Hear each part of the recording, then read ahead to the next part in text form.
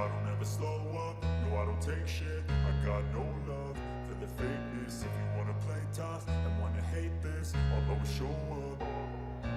I don't ever slow up, no I don't take shit. I got no love for the fakeness. If you wanna play tough and wanna hate this, I'll always show up and make a statement. I don't ever slow up, no I don't take shit. I got no love for the fakeness. If you wanna play tough and wanna hate this, I'll always show up and make a statement. Everything.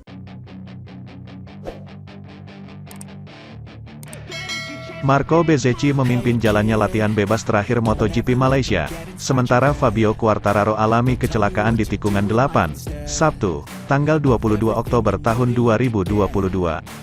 Sesi FP4 menjadi sangat krusial, terutama bagi Francesco Bagnaia, Quartararo, serta Alex Espargaro. Inilah waktu untuk menentukan setup motor dan pemilihan kompon ban yang tepat dalam perlombaan di Sepang. Tetapi, latihan bebas keempat rupanya tak berjalan sesuai rencana bagi Quartararo. Sang juara dunia bertahan tersungkur di tikungan 8 jelang pertengahan sesi, ketika sedang menempati posisi keempat. Terlihat baik-baik saja, namun sorotan kamera sempat menangkap gestur tubuh El Diablo yang beberapa kali mengayunkan tangan kirinya. Setibanya di garasi, seorang kru tampak memeriksa baju balap yang dikenakannya. Quartararo sendiri dapat melanjutkan FP4. Saat tersisa waktu 6 menit, dia keluar menuju lintasan dengan menggunakan motor kedua, sedangkan motor utamanya tengah diperbaiki, guna persiapan hadapi kualifikasi. Sebelumnya juga terjadi kecelakaan di tikungan 8, dialami oleh Pol Espargaro. Berselang tidak lama, Jorge Martin jatuh di tikungan 9, kemudian, giliran Johan Zarco di tikungan 14. Setelah itu, Marc Marquez crash di tikungan 15.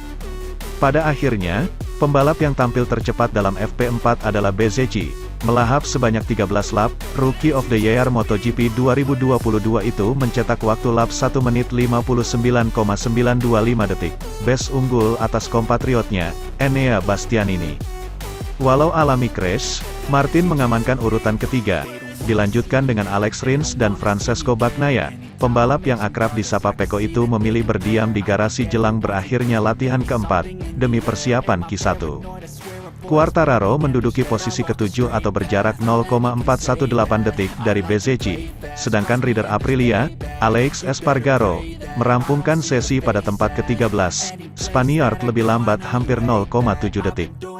Sementara itu, Pol Espargaro tak bisa menahan emosi ketika mengetahui pembelaan dirinya sia-sia. Pembalap Repsol Honda tetap diganjar penalti 3 grid di MotoGP Malaysia.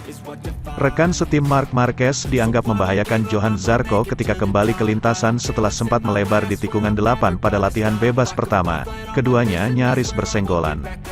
Espargaro pun dianggap melanggar pasal regulasi FIM kejuaraan dunia Grand Prix dan berkendara secara tak bertanggung jawab.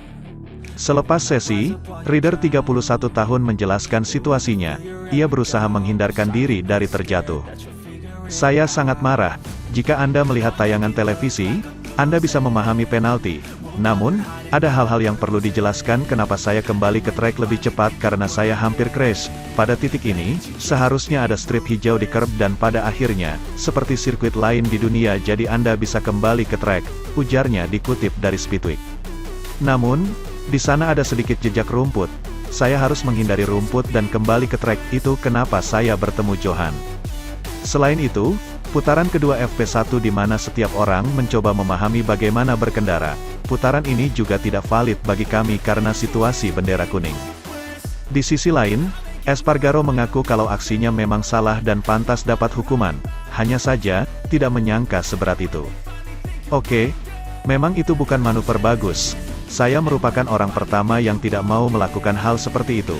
Namun, Anda perlu melihat situasi secara keseluruhan dan ceritanya, ia melanjutkan. Hukuman adil? Tidak. Aksi tidak menyenangkan. Saya tidak menyukainya. Untuk memahami aksi, bagaimanapun harus diketahui kenapa ini terjadi. Saya katakan kepada mereka bahwa saya salah masuk dengan cara seperti itu. Namun saat saya jelaskan apa yang terjadi, mereka seharusnya pergi ke sana dan membuktikan jika saya bohong atau tidak. Anda hanya tidak tahu, mereka tidak duduk di motor MotoGP dengan kecepatan itu.